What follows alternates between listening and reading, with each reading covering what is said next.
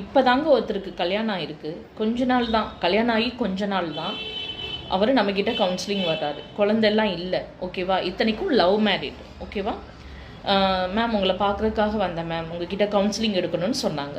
So என்னன்னு சொல்லுங்கள் sir அப்படின்னு சொன்னேன்.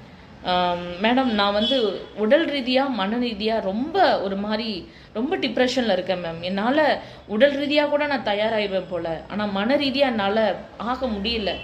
ஸோ எனக்கு ரொம்ப ஒரு மாதிரி அப்படியே இறுக்கமாக இருக்குது அப்படின்னு சொன்னாங்க. ஓகே சார், உங்களுக்கு எத்தனை குழந்தைங்க இருக்காங்கன்னு கேட்டேன். இல்லை மேம், இப்போ தான் கல்யாணம் ஆச்சு மேம், இப்போ கொஞ்ச நாள் தான் ஆகுது. அதுக்குள்ளே உங்களுக்கு கவுன்சிலிங் வேணுமா அப்படின்னு கேட்டேன். கட்டாயம் வேணும் மேம். ஓகே சார், என்ன பிரச்சனைன்னு சொல்லும்போது, மேடம் என்னோடய சேல்ரி வந்து ஒரு 25க்குள்ளே தான் இருக்கும். பட் என் ஒய்ஃபை நான் வாங்குகிற சேல்ரி வந்து அவங்களுக்கு பத்தலை. அதாவது அவங்க ஒரு மாதத்துக்கே செலவு நான் வாங்குகிற சேல்ரியை விட அதிகமாக பண்ணுறாங்க அப்படின்றாரு. அந்த சாரி வேணுங்கிறாங்க, அது வேணுங்கிறாங்க, என்னால் பண்ண முடியல. பட் நான் இருந்தாலும் என் ஒய்ஃப் தானே அப்படின்னு நான் பண்ணுறேன். பட் நான் வாங்குகிற சேலரி அதுக்கு பத்தாமல் எக்ஸஸாக கடன் வாங்க வேண்டியதாக இருக்குது. இல்லைன்னா நான் ரொம்ப ஓவர் டியூட்டி ஏதாவது பண்ண வேண்டியதாக இருக்குது. அது எனக்கு ரொம்ப உடல் ரீதியாகவும் மன ரீதியாகவும் எனக்கு பாதிப்பை கொடுக்குது மேம். ஓகே சார், உங்கள் ஒய்ஃப்கிட்ட சொல்லுங்கள், கட்டாயம் அவங்க புரிஞ்சுப்பாங்க. ஏன்னா லவ் மேரிட் தானே. லவ் மேரிட் என்ன, அரேஞ்ச் மேரேஜ் என்ன, ஒரு மனைவி வந்து எப்போவுமே புரிஞ்சுப்பாங்க சார். இல்லை மேம், நான் எவ்வளவோ சொல்லி பார்த்துட்டேன் மேம், எவ்வளவோ சொல்லிட்டேன்.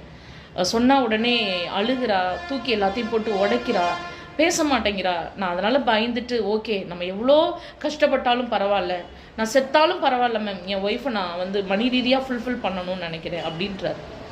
இந்த இடத்துல ஒரு அம்மா யாருன்னு தெரில, ஒருத்தவங்க மெசேஜ் போட்டிருக்காங்க, பசங்களுக்கும் இதை சொல்லுங்கள் மேம், பொண்ணுங்களுக்கு மட்டுமே சொல்கிறீங்கன்னு சொல்கிறீங்க.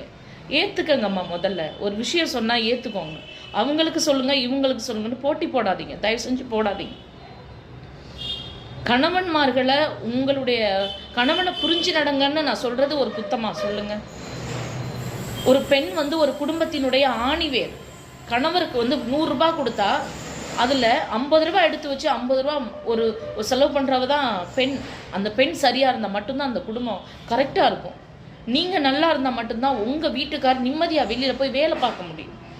ஸோ ஒவ்வொரு பெண்களுக்கும் நான் ஒன்று கேட்குறேம்மா, தயவு செஞ்சுமா, இதை யாராவது பார்க்குற ஒருத்தர் மாறிங்கன்னா பரவாயில்ல, உங்கள் கணவன் படக்கூடிய கஷ்டத்தை புரிஞ்சு நடந்துக்கோங்க.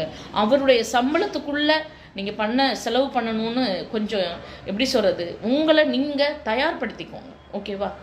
நிறைய ஆண்கள் வெளியில் சொல்ல முடியாமல் தவிச்சிட்ருக்காங்க. ஸோ இது ஒரு நல்ல பதிவாக இருக்குன்னு நினைக்கிறேன். மாறுங்க, உங்களுடைய வாழ்க்கை உங்கள் கையில். தேங்க்யூங்க, லவ் யூ ஆல்.